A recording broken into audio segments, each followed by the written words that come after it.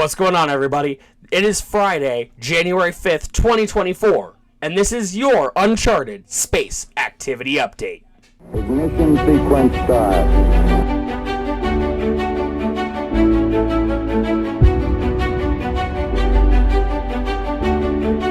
6, 5,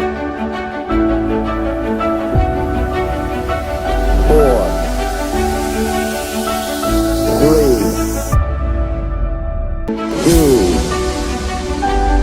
1, 0. All engine running.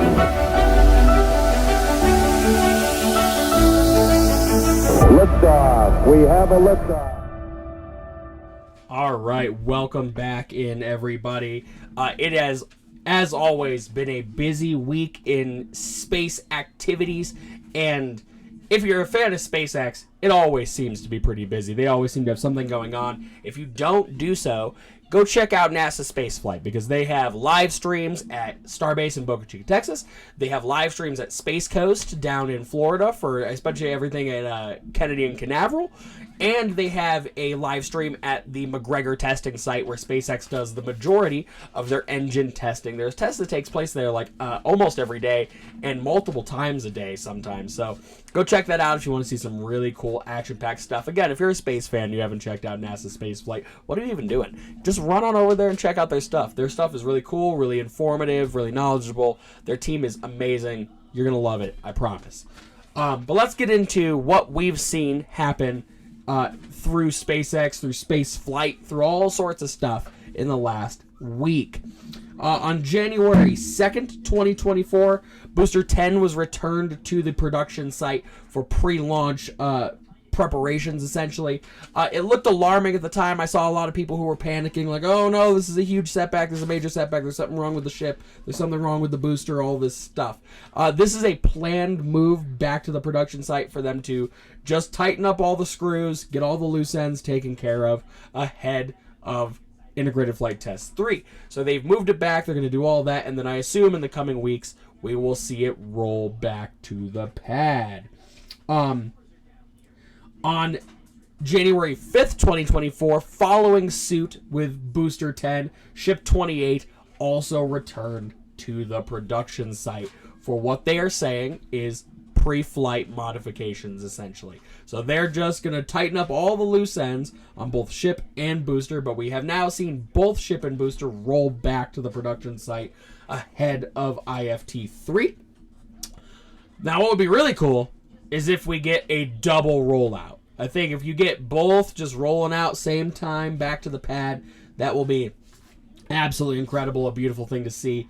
I look forward to the possibility of that taking place. And I also look forward just to seeing this thing fly again. It's going to be pretty cool, right? It's going to be awesome.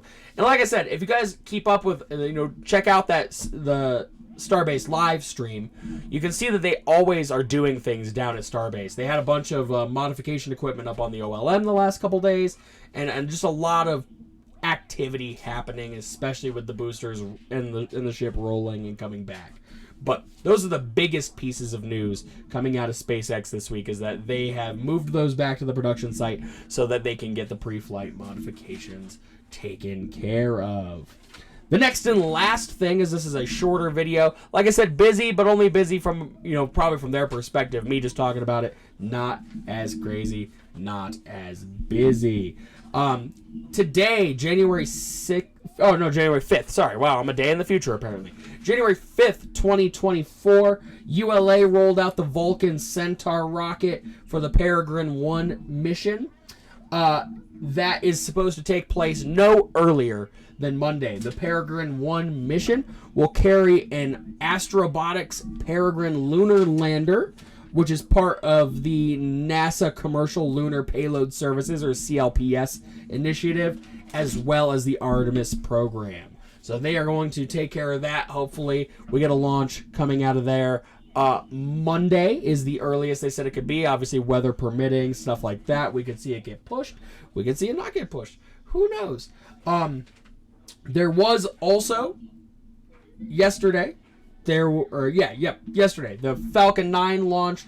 The Ovzon 3 satellite, which is a communication satellite between Sweden and US for their company, Ovzon. I don't know very much about Ovzon, but I saw the launch. The launch was absolutely incredible. It was a beautiful sight to see, as always. Falcon 9 essentially works like clockwork at this point.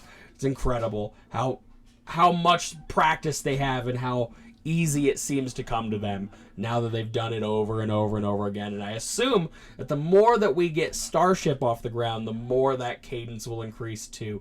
And we will get more and more faster and better Starship launches as well. It was brief, but that's your Uncharted Space Activity update. I'm John with Introverse Uncharted, and remember to do more than simply exist, and come with me into the Uncharted. I'll see you guys next week.